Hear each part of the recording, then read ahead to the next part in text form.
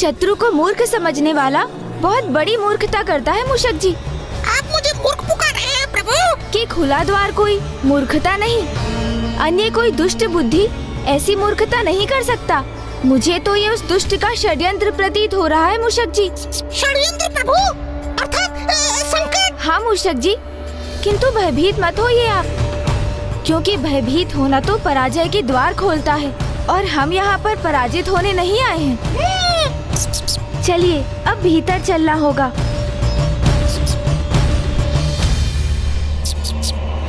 अब तुम्हारी रक्षा करने कोई भी आए, चाहे देवी आदि शक्ति या फिर उनकी अर्ध शक्ति, जो भी यहाँ आएगा प्रवेश करने के उपरांत लौट नहीं सकेगा।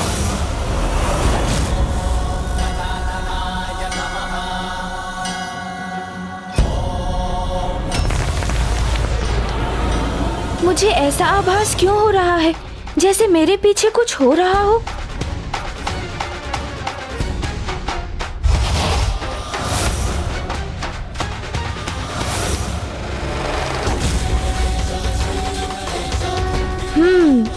कदाचित ये मेरा भ्रम ही होगा।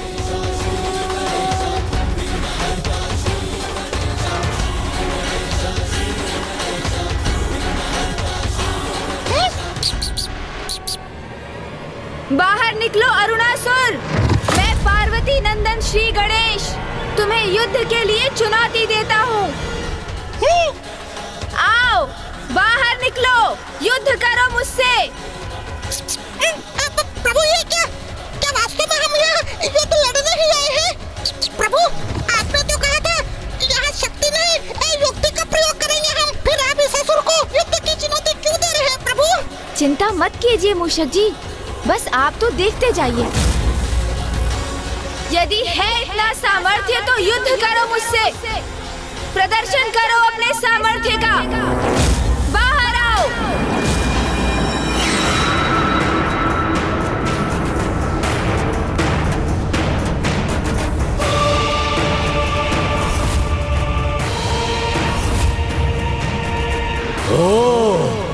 तो देवी स्वयं नहीं आई यहाँ, उसने अपने पुत्र को भेजा है। कोई बात नहीं, शीघ्र तुम्हारे साथ वो भी मेरा बंदी बनेगा। तब तो देवी स्वयं आने में विवश हो जाएगी ना।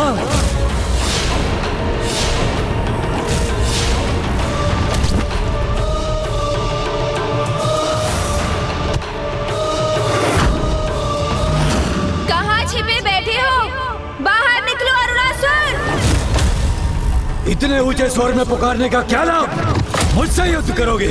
इतना विश्वास है अपने सामर्थ्य पर तो स्वयं ये भीतर क्यों नहीं आ जाते? तो फिर तनिक प्रतीक्षा करो असुर, पार्वती नंदन गणेश स्वयं आ रहा है। ज्ञान ब्रह्म प्रकाशकः। मैं भी तो देखूं कौन है ये गणेश जिसने मुझे चुनौती देने का साहस किया। मोहासुरस्य शत्रुर्वै आहुवाहनगः स्मृतः। ओम गजानन। यदि तुम विशाल हो तो मैं अति विशाल हूँ।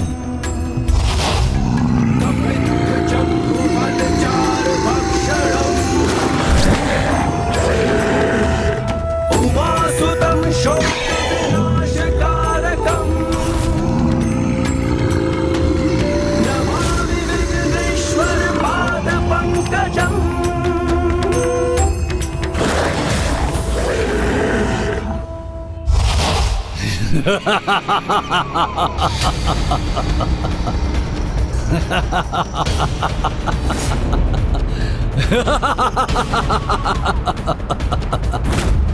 क्या सोचा था और क्या निकला? कहाँ मैंने महायोद्धा की कल्पना की थी और ये गजमुख बालक आ गया मेरे समक्ष। ये तो वही कहावत सिद्ध हो गई, खोदा पहाड़ और निकला चूहा। चूहा नहीं, मूषक। अर्थात मूषक जी का आगमन तो अभी शेष है। हाँ, वो तो मेरे वाहन है। प्रभु, मैं आ गया प्रभु।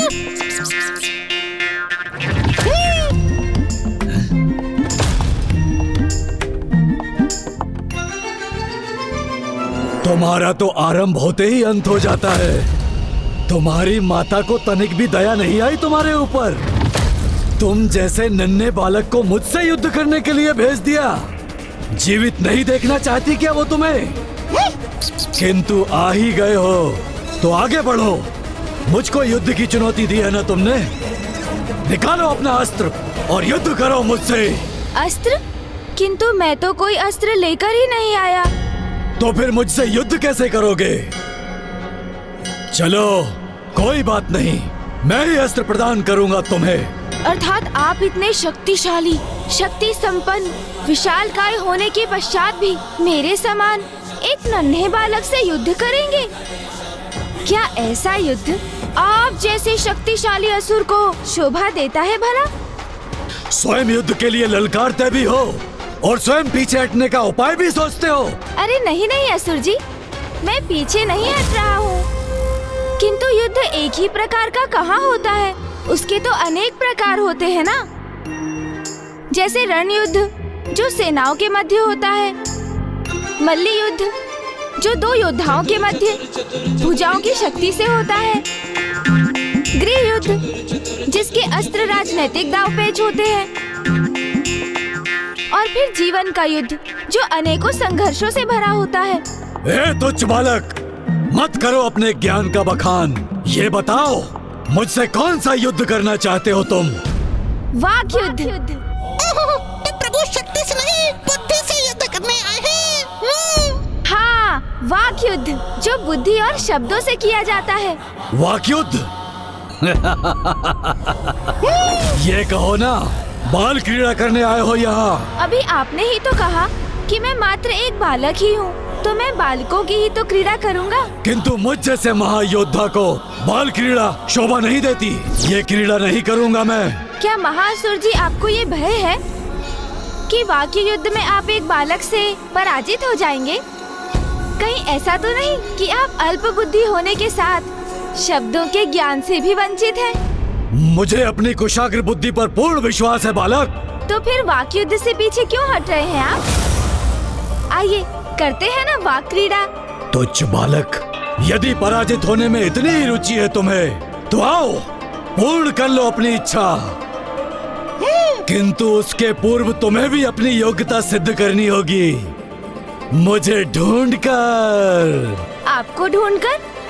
किंतु आप तो मेरे समक्ष खड़े हैं ना महान असुर जी। सर्वप्रथम मुझे ढूंढकर तो दिखाओ और बताओ कहाँ हूँ मैं। वहाँ। नहीं बालक, मैं यहाँ हूँ। अब दो ही अवसर शेष हैं तुम्हारे पास, बताओ कहाँ हूँ मैं।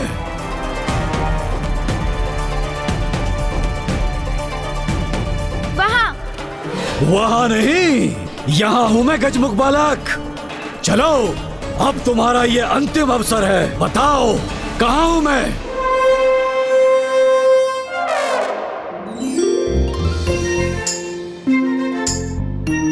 बहुत निपुण हैं आप छिपने में असुर जी। अच्छा तो कहो कहाँ हूँ मैं। आप तो ठीक मेरी दाईं ओर। बिल्कुल नहीं।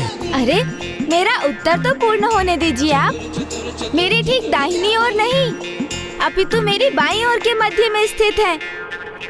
उस स्तंभ के निकट खड़े हैं आप। ये कैसे ज्ञात किया तुमने? आपका संपूर्ण ध्यान तो मुझ पर ही था ना, इसलिए मैं जहाँ देखता था आप वहाँ से हट जाते थे।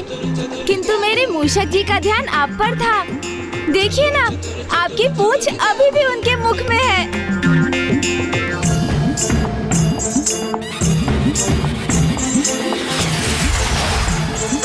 चतुर गणेशा। कदाचित आप भूल गए महान असुर जी कि मूषक सूंघकर किसी भी वस्तु को ढूंढ निकालने में बहुत निपुण होते हैं। मूषक की सहायता लेने का लाभ तो हुआ है तुम्हें, किंतु मैं अब तुम्हें तुम्हारी क्रीड़ा में पराजित करूंगा, और वो भी तुम्हारे तुच्छ देवताओं के समक्ष।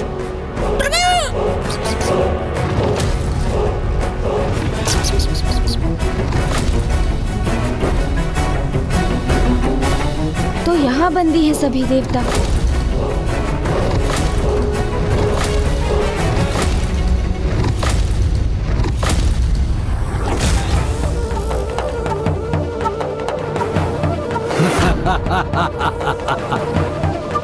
मुझे ज्ञात नहीं गणेश जी यहाँ क्यों पधारे हैं। कहीं स्वयं को वो किसी संकट में न डाल दे।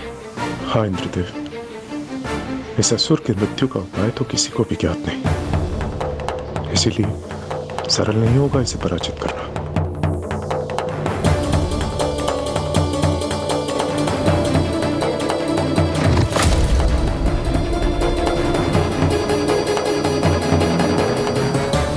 मेरी राजसभा में मेरे अतिरिक्त किसी के लिए कोई आसन नहीं। आप चिंता मत कीजिए असुर जी, मैं अपना आसन अपने साथ लेकर चलता हूँ। कहाँ है इस तुच्छ बालक का आसन? मूषक जी। प्रभु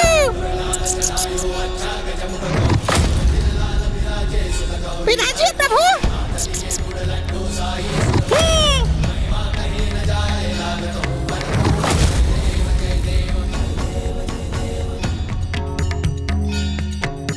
तुम्हारे साथ तो वाकयुद्ध बड़ा ही रोचक होगा, परंतु क्रीड़ा में आनंद तभी आएगा जब उसमें कुछ दांव पर लगा हो।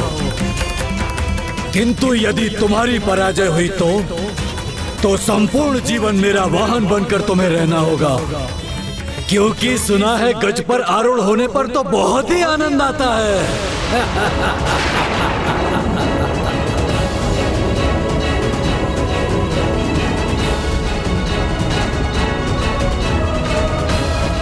उचित है, स्वीकार है मुझे। किंतु यदि आप पराजित हुए तो आपको भी बिना संकोच किए मेरे एक प्रश्न का उत्तर देना होगा, और वो भी मात्र सत्य।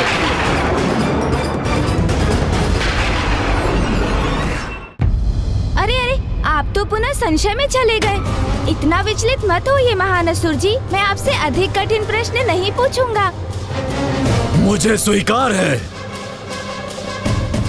गणेश जी स्वयं को संकट में क्यों डाल रहे हैं? प्रतीत होता है कि वो किसी योजना के साथ ही यहाँ आए हैं। तो महान असुर जी, क्रीड़ा आरंभ करने के पूर्व हमें उसके नियम स्थापित करने होंगे। हम एक साथ एक दूसरे से 3-3 प्रश्न पूछेंगे, जिनका उत्तर हमें मात्र 3 क्षणों में ही देना होगा, और जो उत्तर नहीं दे सकेगा वो पराजय स्वीकार करेगा। उचित है, किंतु मेरा भी एक नियम है, प्रश्न रोचक होने चाहिए। तो ये प्रश्न किस विषय पर होंगे, उसका चुनाव आप ही क्यों नहीं कर लेते असुर जी? हाँ? क्रीड़ा तुम्हारी है तो तुम ही विचार करो, मैं क्यों व्यर्थ में अपनी बुद्धि को कष्ट दूं? तो अब मुझे इसके समक्ष एक ऐसा विषय रखना होगा जिससे कि मैं युक्ति लगाकर इससे उस प्रश्न का उत्तर प्राप्त कर सकूं जो मुझे ज्ञात करना है। तो ठीक है, ज्ञान शास्त्र। अरे ज्ञान का नाम सुनते ही मुझे निद्रा का आभास होता है। फिर दर्शन शास्त्र। मेरा तो इतना ही दर्शन शास्त्र है कि मैं ही दर्शन हूँ और मैं ही शास्त्र हूँ, शेष सभी तुच्छ है। इसमें तो कोई प्रश्न ही नहीं उठता। बल। ये कैसा विषय है, जो मेरे मुख से निकल गया वही न्याय है। तो ठीक है, फिर राजनीति। बल पूर्वक राज करना ही मेरी नीति है। जो मेरे सम्मुख खड़ा होता है उसे बल पूर्वक नष्ट करना ही मेरी राजनीति है। नहीं नहीं, इसमें भी कोई प्रश्न उत्तर का स्थान नहीं। प्रतीत होता है असुरों को तो एक ही शब्द भाता है, बल। हाँ, ये रुचिकर हो सकता है, क्योंकि वैसे भी शीघ्र ही सर्वस्त्र मेरे ही बल की चर्चा होगी। उचित है फिर असुर जी, हम वाक युद्ध की क्रीड़ा आरंभ करते हैं। अब मैं सर्वप्रथम आपसे 3 प्रश्न पूछूंगा और आप बिना रुके उन तीनों प्रश्नों का उत्तर देंगे, और फिर आप 3 प्रश्न पूछेंगे जिसका उत्तर मैं दूंगा, और हमारी ये क्रीड़ा इसी क्रम में आगे चलेगी जब तक कि कोई उत्तर देने में चूक नहीं करता। उचित है, उचित है। तो समय व्यर्थ मत करो और आरंभ करो अपनी क्रीड़ा।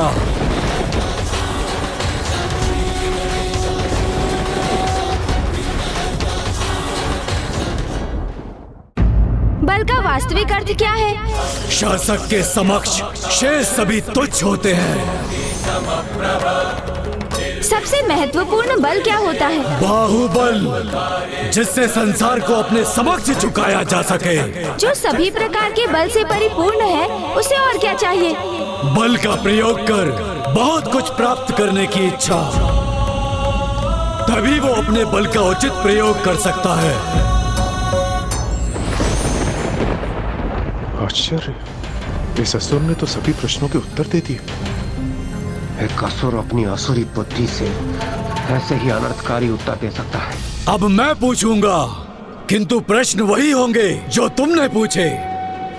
उत्तर देने के पूर्व विलंब मत करना गजमुख बालक। बल का वास्तविक अर्थ क्या है? उद्धार।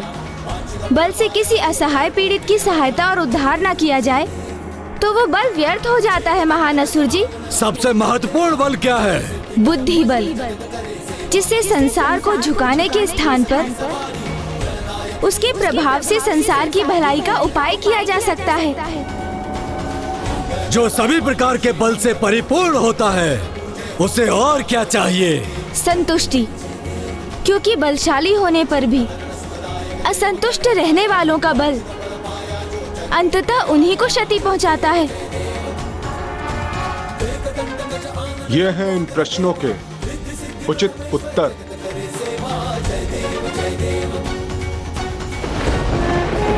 अब पुनः आपको मेरे प्रश्नों के उत्तर देने होंगे, किंतु सचेत रहिएगा।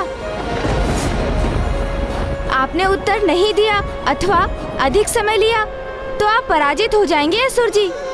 तुच्छ बालक, मुझे कोई पराजित नहीं कर सकता, इसीलिए पूछो अपने प्रश्न। तो बताइए मुझे, जिनमें बल का अभाव है वो क्या है? अरे क्या है?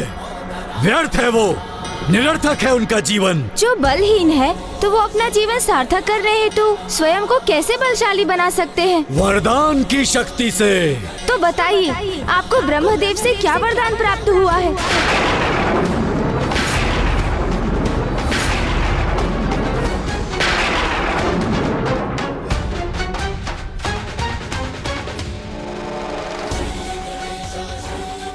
तो अब मैं समझा, ये वाक युद्ध प्रथम पूज्य गणेश जी की एक युक्ति है। इस दुष्ट को उसके मुख से उसके ही वरदान अर्थात उसके वध का रहस्य ज्ञात करना चाहते हैं प्रथम पूज्य गणेश जी। अद्भुत है प्रथम पूज्य गणेश जी की बुद्धि। यदि यह दुष्ट उनके इस प्रश्न का उत्तर देता है तो स्वयं अपने ही मुख से अपने वध के रहस्य को उजागर करता है, और यदि प्रश्न का उत्तर नहीं देता है तो वह इस वाक युद्ध में पराजित होकर गणेश जी के एक प्रश्न का उत्तर देने के लिए बाध्य होगा।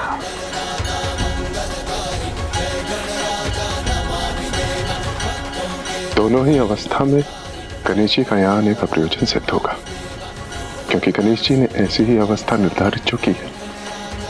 गणेश जी की विलक्षण बुद्धि का सामना कहाँ कर पाएगा ये दुष्ट?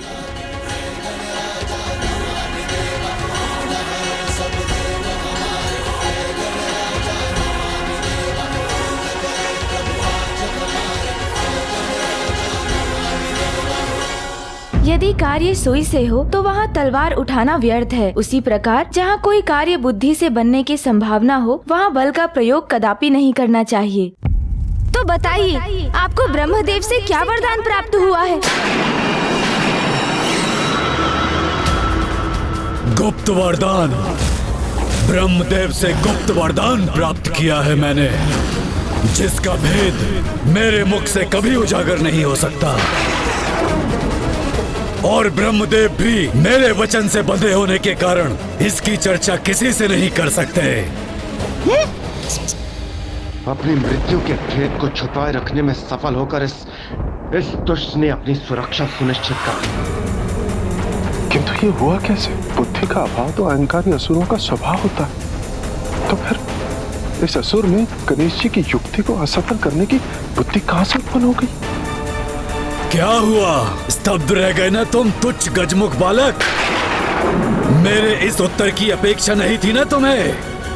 रहस्य है, अवश्य कोई रहस्य है, अन्य असुरों से इसके भिन्न होने के पीछे। अब अपनी माला का जाप संपन्न करके अनंत पीड़ा दूंगा तुम्हें और तुम्हारी इस क्रीड़ा का अंत करूंगा मैं। एक कीट के समान मसल के रख दूंगा तुझे तुच्छ गजमुख।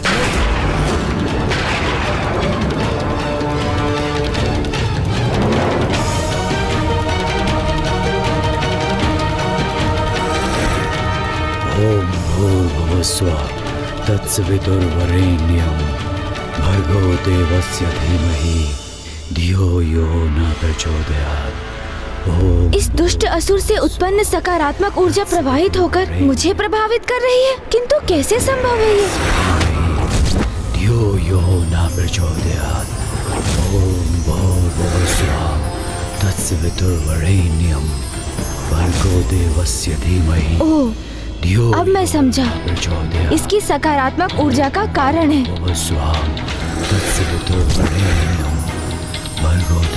अर्थात ये अवश्य किसी वैदिक मंत्र का जाप कर रहा है।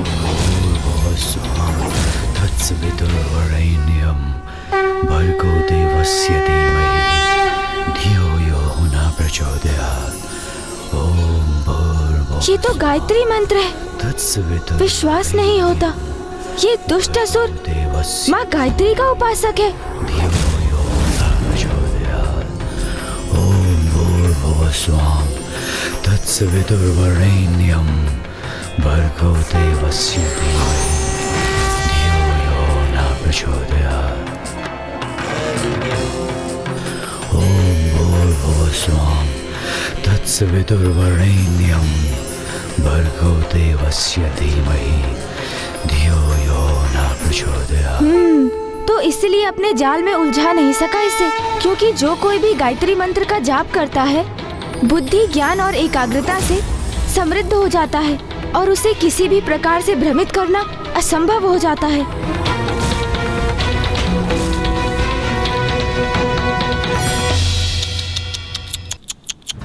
व्यर्थ हो गई न तुम्हारी योजना तुच्छ गजमुख।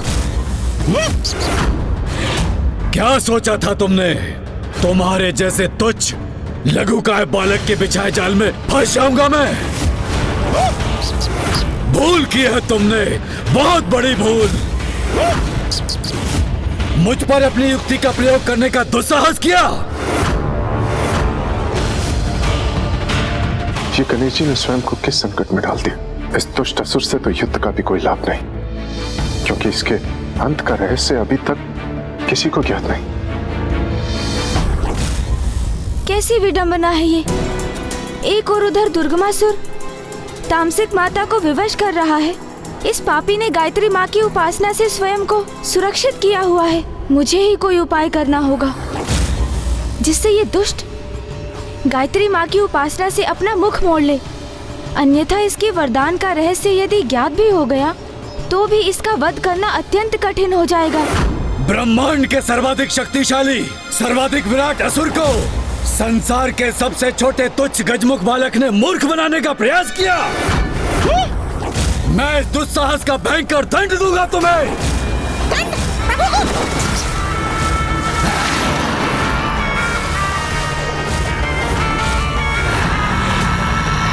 समझ गया। सर्वशक्तिशाली आप स्वयं को पुकारते अवश्य हैं सुर जी, किंतु आपको इसकी सत्यता पर संदेह है। क्या कहा तुमने? संदेह? और मुझे अपने बल पर? असंभव। अरे नहीं, संभव ही नहीं, सत्य है ये। आपको स्वयं पर ही विश्वास नहीं है और उसे मैं प्रमाणित भी कर सकता हूँ। शांत हो जाओ तुम।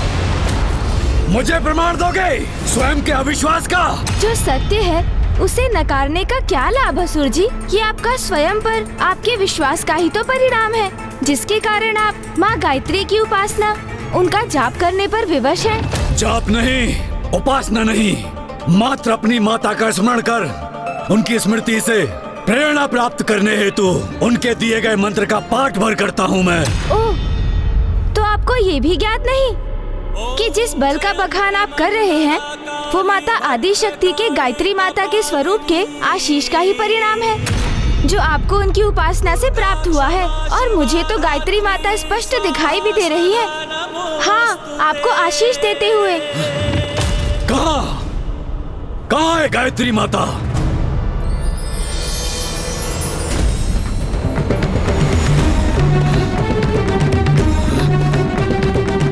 यहाँ तो कोई नहीं है गजमुख बालक। मुझे पुनः मूर्ख बनाने का प्रयास कर रहे हो तुम।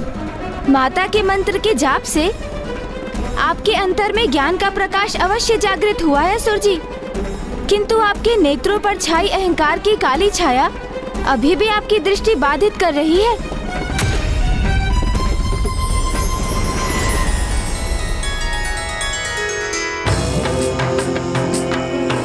ओम भूर्भुवः स्वः तत्सवितुर्वरेण्यम्।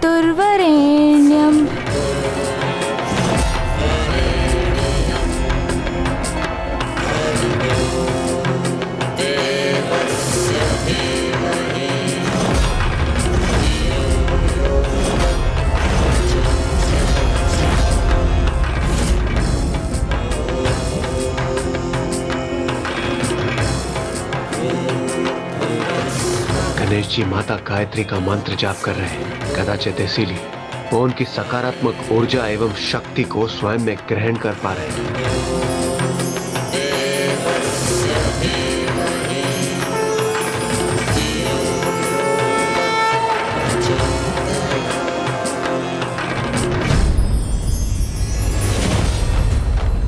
इसी मंत्र का जाप करते हैं ना आप असुर जी?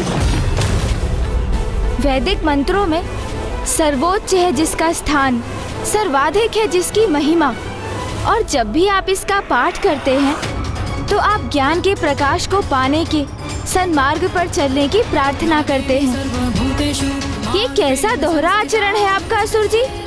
जिन माता आदि शक्ति का विरोध कर उनसे युद्ध करने की आप इच्छा प्रकट कर रहे हैं, उन्हीं की पूजा कर उनसे बल प्राप्त करते हैं। भले ही दंभवश उनकी शक्ति की सत्ता को तो आप स्वीकार नहीं करते, किंतु अवश्य ही भीतर उनको स्वयं से श्रेष्ठ मानकर उनकी पूजा भी करते हैं आप। कैसा परिहास है ये तुम्हारा बालक?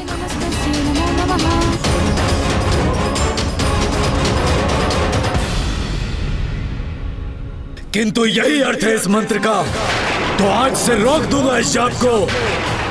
सर्वश्रेष्ठ हूं मैं, मुझे किसी की कोई उपासना करने की कोई आवश्यकता नहीं।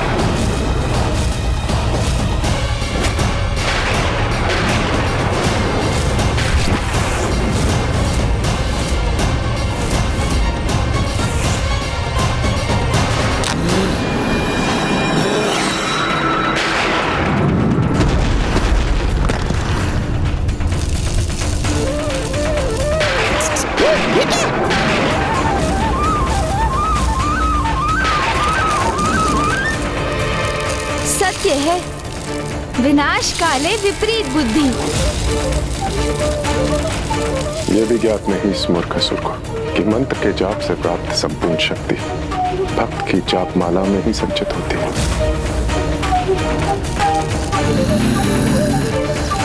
जिस माला को सदैव अपने कंठ में धारण करना चाहिए था उसे ही छिन्न भिन्न कर दिया इस दुष्ट ने, और अपने जाप से संचित शक्तियों को, उसके प्रभाव को क्षण भर में खो दिया इसने सब कुछ।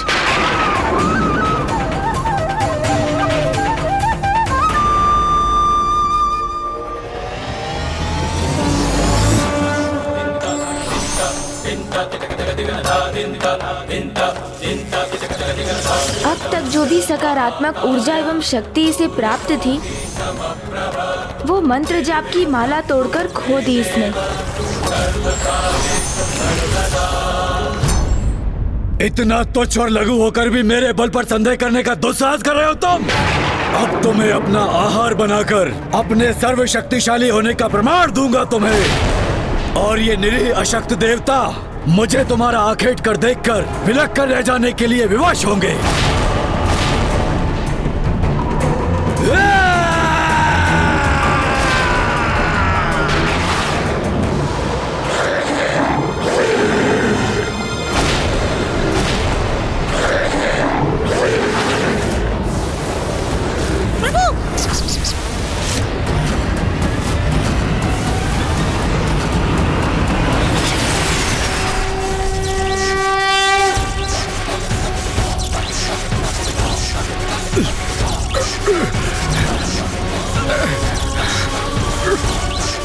अद्भुत है प्रथम पूज्य गणेश जी की शक्ति।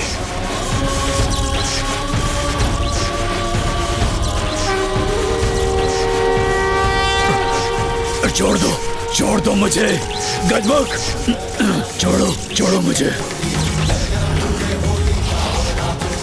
लो छोड़ दिया।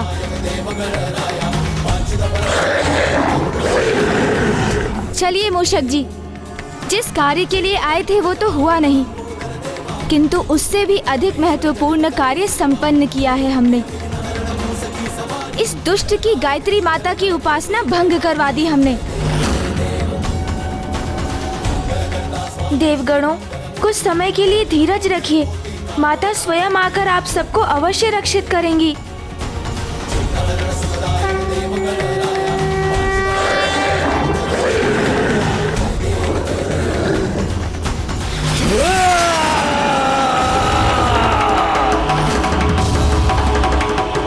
प्रस्थान कहाँ कर रहे हो गजमुख बालक? अभी ये क्रीड़ा शेष है, क्योंकि एक मच्छर अगर सिंह को डंक मारने में सफल हो जाए तो वो सिर नहीं हो जाता। मैंने तुम्हें कम आंकने की भूल अवश्य की थी, किंतु तुम्हें अरुणासुर की वास्तविक शक्ति का परिचय अब ज्ञात होगा।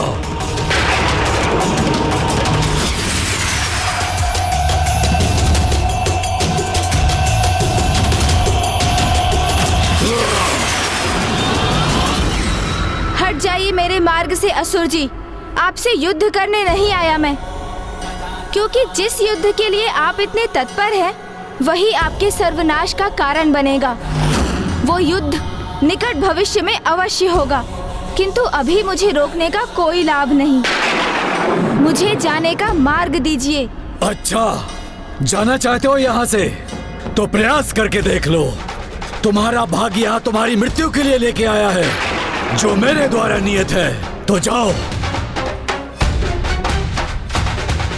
यदि गणेश जी आगे बढ़े तो वो संकट में आ जाएंगे। यहाँ से बाहर जाने वाले मार्ग में तो इस असुर ने भयंकर जाल बिछा रखे।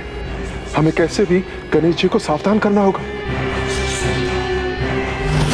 थल और आकाश दोनों मार्ग से भीषण लावे का संकट है। गणेश जी, गणेश जी, गणेश जी, गणेश जी। ये तुच्छ देवता कितना भी प्रयास कर लें, किंतु ये तुच्छ गजमुख को सावधान नहीं कर सकेंगे। गणेश जी!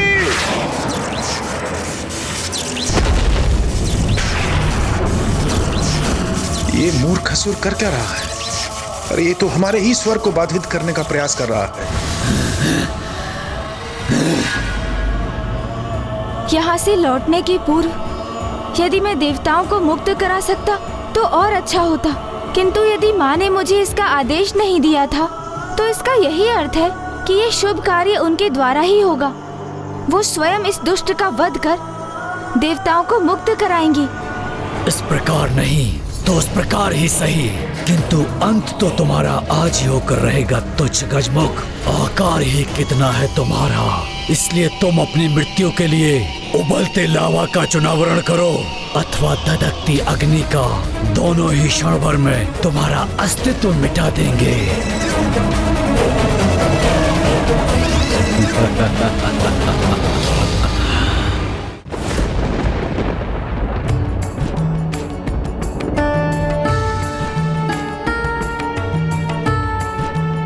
प्रथम पूज्य गणेश जी को वहाँ से लौटने में इतना विलंब क्यों हो रहा है माता?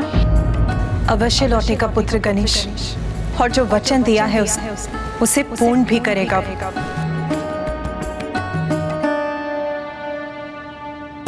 माँ को गणेश पर पूर्ण विश्वास है, किंतु मैं अपनी चिंता कैसे शांत करूं? कदाचित मुझे वहां जाकर देखना चाहिए कि कहीं अनुज गणेश किसी कठिनाई में तो नहीं। वाक युद्ध करते करते कहीं वहां वास्तविक युद्ध तो आरंभ नहीं हो गया।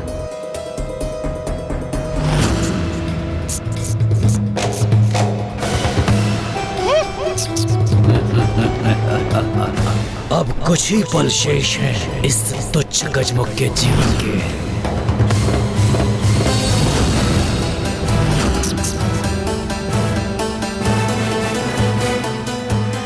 हाँ, एक पग और भरो गजमुख, तब मुझे आनंद आएगा।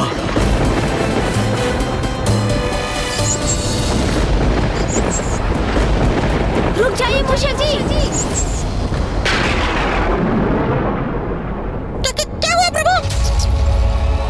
यहाँ इस दुष्ट का बिछाया हुआ भयंकर जाल है जो हमारे इन सीढ़ियों से नीचे उतरते ही हमारे लिए घोर संकट उत्पन्न करेगा। ये दृश्य तो मैंने आते समय ही देखा था। इसे तो ज्ञात हो गया कि इसका बाहर जाना यहाँ से तो असंभव है। तो अब जब उसे ज्ञात हो ही चुका है कि कैसे उसके साथ मैं एक मस्तिष्क परीक्षण क्रीड़ा करने वाला हूँ,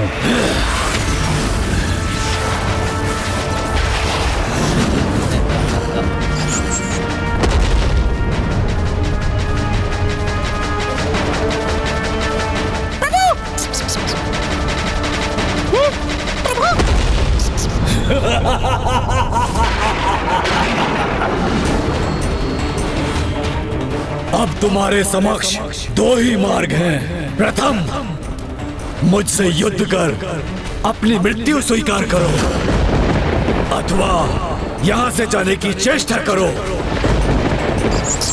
किंतु स्मरण रखना, यदि तुमने थल मार्ग से जाने का प्रयास किया तो उबलता हुआ लावा तुम्हें पिघला देगा, और आकाश मार्ग से जाने का प्रयास किया तो धधकती हुई ज्वाला से झुलसकर नष्ट हो जाओगे तुम। तुम्हारे जैसे छोटे गजमुख को यहाँ आने से पूर्व अनेक बार विचार करना चाहिए था। जब से मैं यहाँ आया हूँ, आप मुझे तुच्छ पुकारकर मुझे स्वयं से निम्न प्रमाणित करने की चेष्टा कर रहे हैं। अपने विशाल काय आकार को लेकर इतना अहंकार क्यों है आपको? आकार ही किसी के सामर्थ्य का सूचक क्यों है आपके लिए? उचित कहा प्रभु। हाँ, ये भी सत्य है कि कुछ स्थिति में आकार सर्वाधिक महत्वपूर्ण अवश्य हो जाता है, जैसे इस समय मेरे नहीं तुम्हारे इस साम्राज्य के लिए।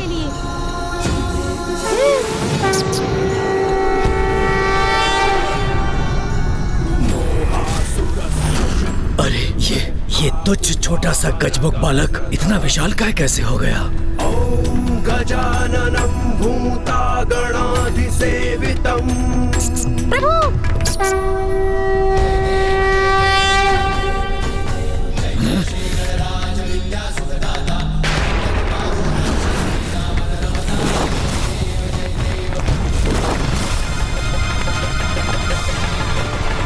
इसके बाहर के प्रभाव से ये स्थल भी विभक्त हो गया, जिसके कारण मेरा भवन वो नष्ट हो रहा है।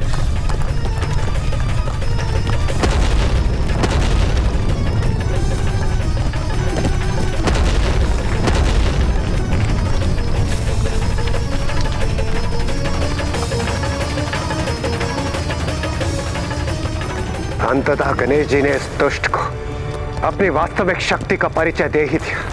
मेरे विचार से आज हम दोनों ने एक अत्यंत महत्वपूर्ण पाठ सीखा है कि हमें अपने शत्रु को कभी कम नहीं आंकना चाहिए।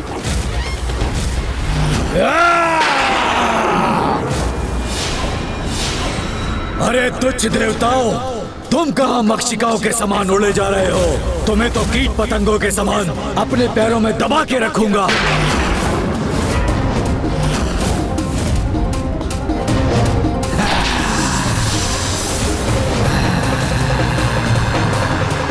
मूर्खसुर, जिनके पुत्र ने तुम्हारी ऐसी अवस्था की है, जब वो स्वयं यहाँ पधारेंगी तो तुम्हारी कैसी दुर्दशा करेगी, ये तो तुम्हें ज्ञात हो ही गया होगा।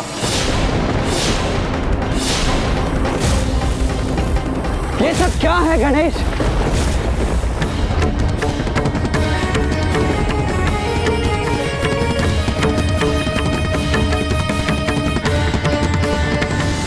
यहाँ क्या करने आए थे तुम? और ये सब क्या कर दिया तुमने? शक्ति प्रदर्शन में देखो कितना विनाश कर दिया है तुमने। और माँ को दिया हुआ वचन, जिस कार्य के लिए उन्होंने तुम्हें यहाँ भेजा था, वो पूर्ण किया ना तुमने? क्या उस असुर के वध का उपाय ज्ञात कर सके तुम? उत्तर दो गणेश। नहीं भैया, किंतु उस दुष्ट को एक उचित पाठ पढ़ाने की बहुत आवश्यकता थी। वो मेरी युक्ति में नहीं उलझा। किंतु आप चिंता ना करें, मैं वो भी अवश्य ज्ञात कर लूंगा भैया। किंतु अब उसकी मृत्यु के कारण को कैसे ज्ञात करेंगे हम, ये मेरी समझ के बाहर है गणेश। शत्रु किसी व्यवसाय में हो या फिर सगे संबंधियों के बीच, उसे छोटा अथवा निष्क्रिय समझने की भूल करना स्वयं के लिए संकट को निमंत्रण देने के समान है। मुझे खेद है भैया, मैं अरुणासुर को प्राप्त हुए उसके गुप्त वरदान के बारे में कुछ भी ज्ञात नहीं कर सका। मैं मेरी युक्ति में सफल नहीं हो सका।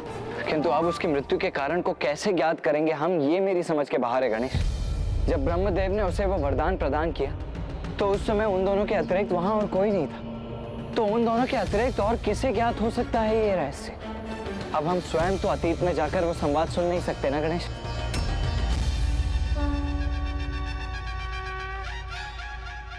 अब क्या हुआ गणेश?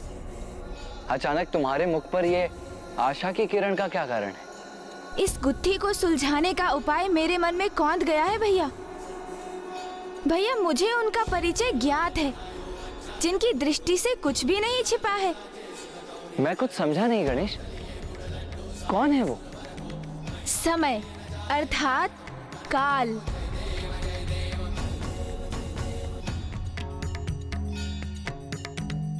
काल को सब ज्ञात है, अर्थात माता कालरात्रि को सब ज्ञात है भैया। बीते समय में जाकर उस रहस्य को उद्घाटित करने में वो हमारी सहायता करेंगी।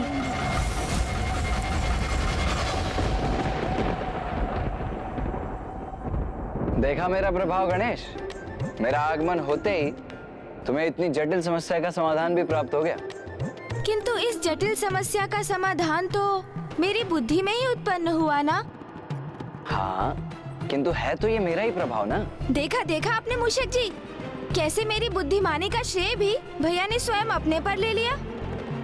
किंतु प्रभु, ये भी तो हो सकता है यह मुझ बुद्धिमान की उपस्थिति के कारण आपको ये विचार आया हो।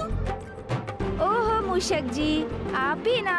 ये तो बिल्कुल उचित कहा आपने मूषक जी। धन्यवाद कार्तिकी जी, धन्यवाद। गणेश, हास परिहास में हमारा समय व्यर्थ करना उचित नहीं है। अब समाधान तो सूझ गया है, किंतु माता काल रात्रि को समय में पीछे जाकर हमें सब बताने के लिए कैसे मनाओगे? क्योंकि दुर्गमासुर से भेंट होने के पश्चात से ही वो तो अत्यंत क्रोधित हैं। दुष्टों को समझाना नहीं, उनका संहार करना है मेरा स्वभाव। इसीलिए मुझे उसका संहार करने भेजना चाहिए था आपको। किसी भी विकट परिस्थिति को सुलझाने के लिए साम दाम दंड भेद का प्रयोग करना होता है, और मैं भी ऐसा ही करूंगा। माता के क्रोध की कटुता अपने मीठे मीठे वचनों की मिश्री से मिटा दूंगा मैं। उनका ऐसा मनोहार करूंगा मैं कि वो अवश्य मान जाएंगी भैया। किंतु गणेश, बहुत भयंकर होता है उनका क्रोध, उन्हें मनाना इतना सरल नहीं है। अरे आप देखते जाइए ना भैया, कितनी सरलता से मनाता हूँ मैं उन्हें। ऐसी प्रशंसा करूंगा उनकी मैं कि वो मुझसे प्रसन्न होकर मुझे दर्शन अवश्य देंगी। हाँ, ये तो सत्य है गणेश। जो अत्यधिक क्रोध करते हैं उनका हृदय बड़ा सरल होता है, और थोड़े से मनोहार से भी वो शांत हो जाते हैं। तो माता काल रात्रि को मनाने की तुम्हारी ये युक्ति कदाचित सर्वथा उचित है। हाँ, किंतु हम उन्हें बुलाएंगे कैसे? श्रद्धा और निष्ठा से उनका आवाहन कर।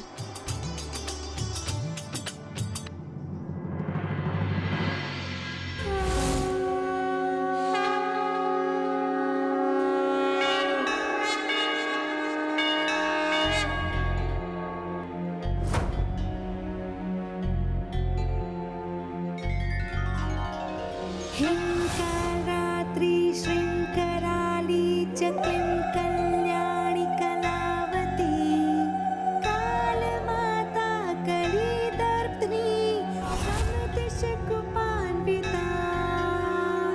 कामबीज जपान्दा कमबीज स्वरूपिणी कुमतिघ्नी कुलीनर्तिनाशिनी कुलकामिनी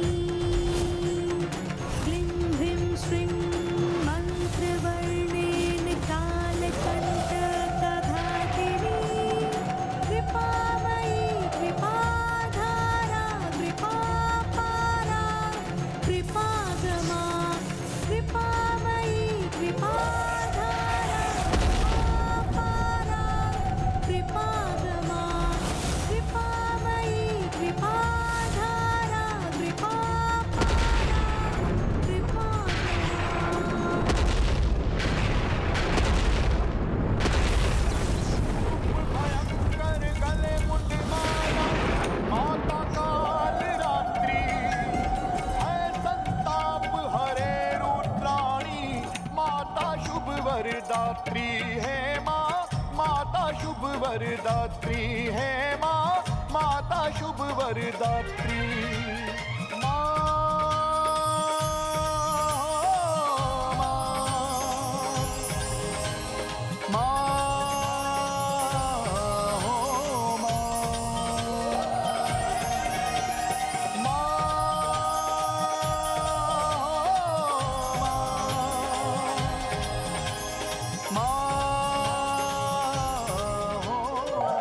बताओ क्यों आवाहन किया मेरा? माता, मेरी विकट समस्या आप ही समझ सकती हैं और उसका समाधान भी आप ही मुझे बता सकती हैं। क्योंकि जो पूर्व में अवस्था आपकी थी वही अवस्था अब मेरी है, इसलिए मैंने आपका आवाहन किया है माता। क्योंकि माता, जिस प्रकार माँ ने आपको दुर्गमासुर को समझाने के लिए भेजा था, वैसे ही मैं भी माँ के आदेश से अरुणासुर के पास जाने के लिए विवश हुआ। और फिर? किंतु माता, यदि कोई दुष्ट अहंकारी कुछ समझना ही ना चाहे तो उसे भला कोई कैसे समझा सकता है?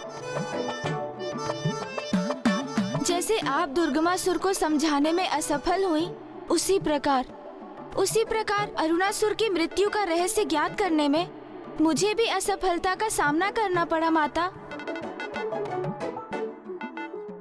किंतु अब आप ही बताइए ना माता, यदि शीघ्र ही ऐसे दुष्टों का अंत नहीं किया गया तो वे इसी प्रकार पाप कर्मों में लिप्त रहेंगे और पृथ्वी देवी उनके पापों का भार सहने के लिए विवश होती रहेंगी। इसीलिए तो मैंने अपना मत व्यक्त किया था कि इन दुष्टों को अभी इसी क्षण नष्ट कर देना चाहिए। हाँ माता, मेरा भी मत आपके ही समान है और आप तो उसी समय उस दुष्ट दुर्गमासुर का वध कर सकती थी। किंतु मैं चाहता भी तो अरुणासुर का वध करने में अक्षम रहता माता। क्यों? ऐसी कौन सी बाधा है जो तुम्हें अक्षम्य बनाती है? यही माता कि अरुणासुर का मुझे क्या, किसी को उसके वध का उपाय ज्ञात नहीं। ब्रह्मदेव का वरदान और उस वरदान को गुप्त रहने का वचन दोनों ही प्राप्त है उस दुष्ट को। इसलिए जो रहस्य ब्रह्मदेव उजागर नहीं कर सकते वो मैं स्वयं ज्ञात करने गया था माता, किंतु असफल हो गया और अब प्रथम बार माँ के आदेश का पालन करने में असफल होकर लौटना होगा मुझे। किंतु अपना ये असफल लज्जित मुख कैसे दिखाऊंगा माँ को मैं? मेरी असफलता से तो उन्हें बहुत दुख होगा ना माता। और वो तो यही कहेंगी ना माता कि पुत्र, तुम अरुणासुर के वध के रहस्य को उजागर नहीं कर सके, तो उसका वध कैसे करोगे तुम? ऐसा कुछ नहीं होगा पुत्र, तुम निश्चिंत रहो। अरुणासुर का भेद मैं तुम्हें बताऊंगी। कहा था ना भैया कि सरलता से माता को मनुहार से मना लूंगा मैं। चतुर गणेशा, तुम्हें निराश होकर नहीं लौटने दूंगी मैं। काल चक्र को विपरीत दिशा में घुमाकर अतीत का वो दृश्य उत्पन्न करूंगी जब अरुणासुर को वो वरदान प्राप्त हुआ था।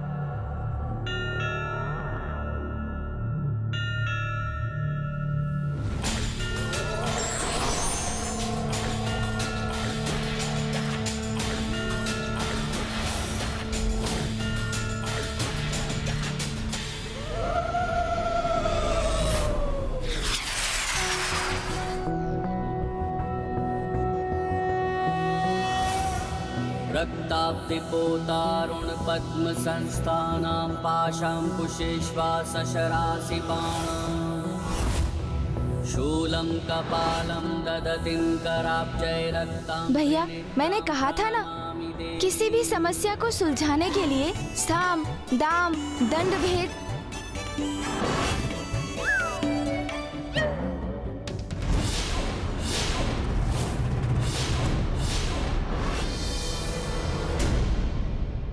अरे माता, यहाँ क्यों रुक गई आप? ये तो वो दृश्य नहीं है जो हमें देखना है। आप अभी उचित दृश्य पर नहीं पहुंची हैं। विलंब मत करिए ना माता, समय चक्र को थोड़ा और घुमाइए ना। आपको स्मरण है ना, हमें तो वो दृश्य देखना है जिसमें ब्रह्मदेव ने अरुणासुर को वरदान दिया था। हाँ माता। उचित कहते हो तुम। इसमें तो तुम और कुमार कार्तिकेय ही हैं। किंतु हम समय के इस बिंदु पर रुक ही गए, तो मुझे तुम्हारा वार्तालाप सुनने का मन हो रहा।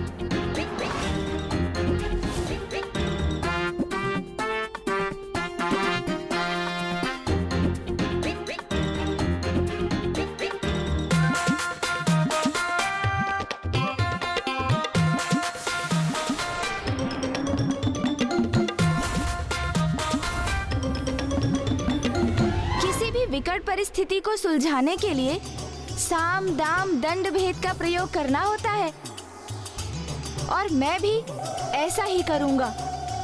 माता के क्रोध की कटुता अपने मीठे मीठे वचनों की मिश्री से मिटा दूंगा मैं।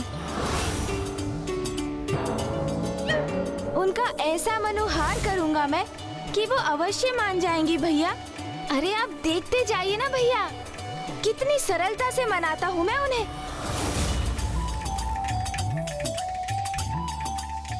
ऐसी प्रशंसा करूंगा उनकी मैं कि वो मुझसे प्रसन्न होकर मुझे दर्शन अवश्य देंगी।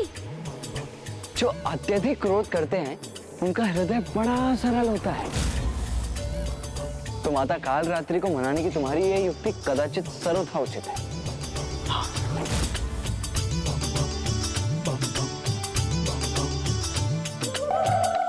इतना दुस्साहस कि तुम दोनों ने मुझे मूर्ख बनाने का प्रयास किया।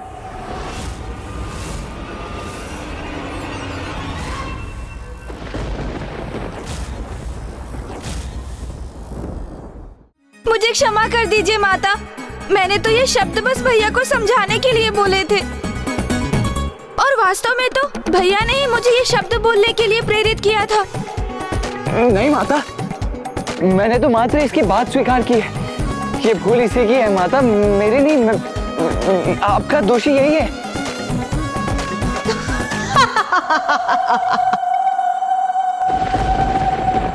तुम दोनों बहुत चतुर समझते हो ना अपने आप को, किंतु स्मरण रखो, तुम दोनों की माता हूं मैं, और भली भांति समझती हूं मैं तुम दोनों की चतुराई को।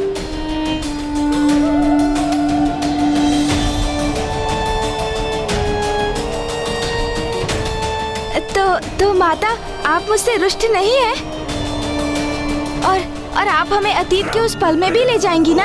हाँ पुत्र, क्योंकि तुमने मेरी स्तुति में जिस स्तोत्र का उच्चारण किया था, मैं उससे बहुत प्रभावित हूँ।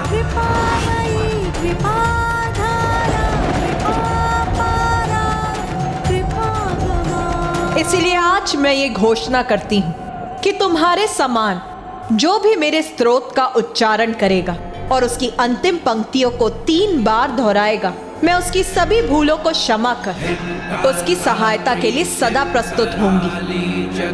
कल्याणी कलावती काल माता कली दर्पणी तम दिश गुपान्विता काम बीज जपांधा तम बीज स्वरूपिणी तुम दिग्नी कुली नर्ति नाशिनी।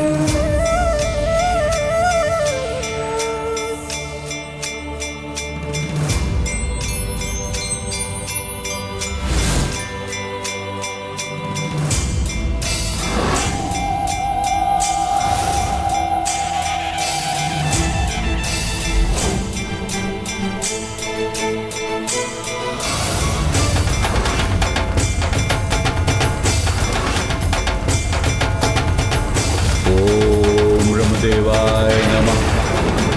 ओम ब्रह्मदेवाय नमः। ओम ब्रह्मदेवाय नमः। ओम ब्रह्मदेवाय नमः। ओम ब्रह्मदेवाय नमः। ओम ब्रह्मदेवाय नमः। अरुणासुर, उठो अरुणासुर, तुम्हारा तप सफल हुआ।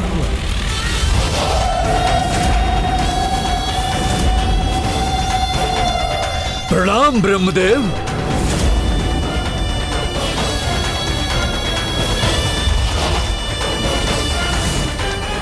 मैं अपना तप आपके चरणों में समर्पित करता हूं प्रभु।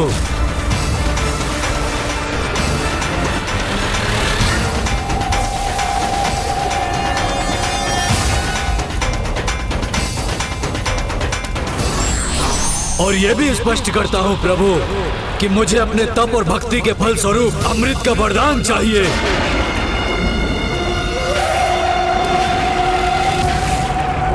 अरुणासुर, मैं तुम्हारे इस घोर तप से अत्यंत प्रसन्न हुआ, किंतु अमृत प्रदान करने में मैं असमर्थ हूं। प्रभु, इस तप की दीर्घ अवधि में अनेक कष्ट सहे हैं मैंने।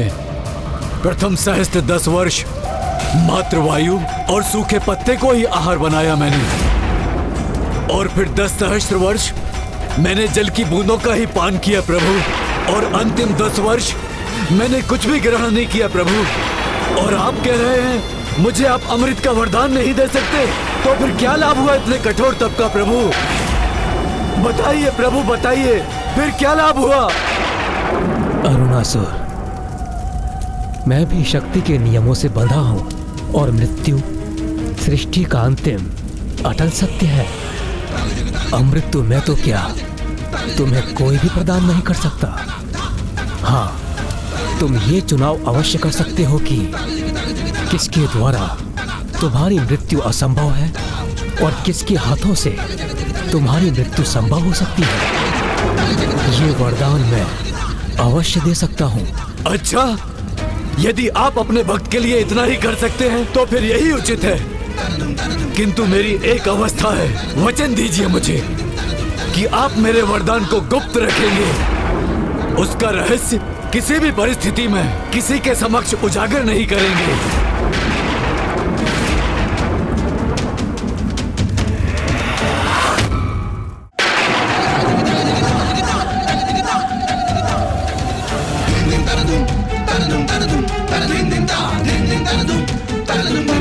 उचित है वत्स, अपने कठोर तप से तुमने अधिकार प्राप्त किया है। मैं तुम्हें वचन देता हूँ, मैं तुम्हारे वरदान के विषय में कभी भी किसी से कुछ नहीं कहूंगा। तो फिर मुझे ये वरदान देने की कृपा कीजिए प्रभु कि मेरा वध कोई देवता, असुर, स्त्री, किन्नर, पशु, यक्ष, नाग, गंधर्व द्वारा संभव न हो सके।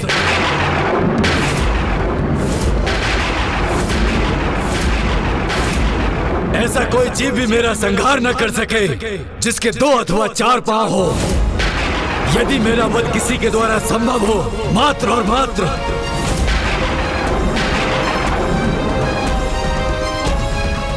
6 पांव वाली तुच्छ रानी कीट ही कर सके, जिसका स्वर ब्रह्मांड की गूंज के समान हो।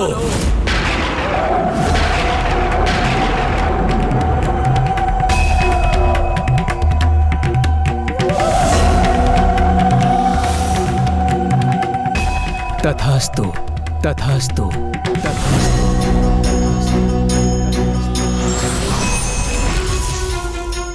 छह पांव वाली तुच्छ रानी कीट ही कर सके, जिसका स्वर ब्रह्मांड की गूंज के समान हो।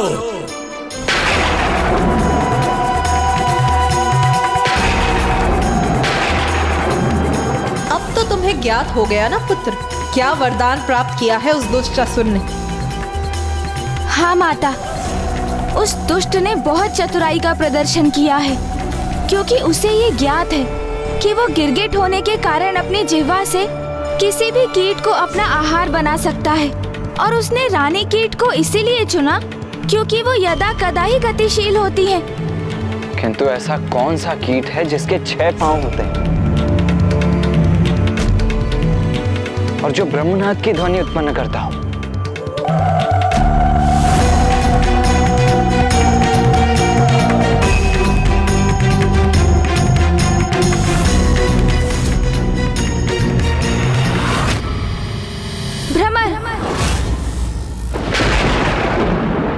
भ्रमर है वो कीट। तो वो दुष्ट ने एक रानी भ्रमरी के द्वारा अपनी मृत्यु का वरदान प्राप्त किया है। किंतु एक नन्ही सी भ्रमरी एक विशालकाय असुर का अंत कैसे कर सकती है? और वो भी एक ऐसे असुर को एक भ्रमरी कोई क्षति कैसे पहुंचा सकती है जो भांति भांति के कीटों को अपना आहार बनाकर ही अपना उदर भरता हो, जो अपनी जीभा मात्र से ही किसी भी कीट का अंत कर देता हो।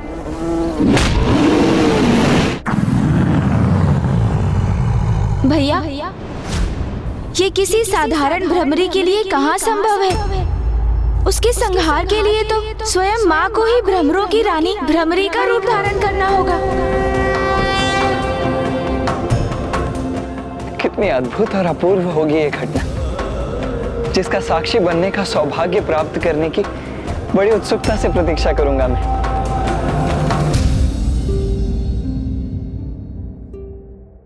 क्या हुआ पुत्र गणेश? अब तो तुम्हें उस दुष्ट के वध करने का उपाय ज्ञात हो गया है। अब क्यों चिंतित हो तुम? माता, मैं यही सोचकर चिंतित हूँ कि संपूर्ण सृष्टि जिनकी पूजा करती है, समस्त देवियाँ जिनकी सेवा कर स्वयं को धन्य समझ रही थी, स्वयं त्रिदेव जिनकी आरती कर रहे थे, वो जो स्वयं संपूर्ण सृष्टि की सर्वे सर्वा है, जिनके कारण ये अंतरिक्ष और ग्रह है, और जो सभी लोगों के उत्पत्ति के कारण भी है, उन देवी माता आदि शक्ति से एक छोटी सी प्राणी एक लघु भ्रमरी का रूप धारण करने के लिए कैसे अनुरोध करेंगे?